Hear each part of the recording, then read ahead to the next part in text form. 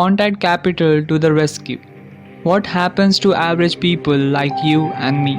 What kind of capital do we have that we can leverage into a profitable business in capitalism 3.0? The answer: contact capital.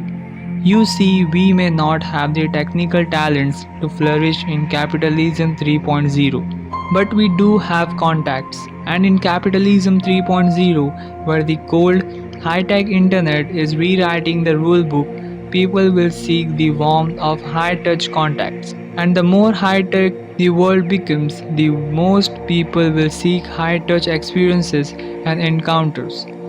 Which is why contact capital, more than intellectual capital or financial capital or any other capital, will become the coin of the realm in the years ahead.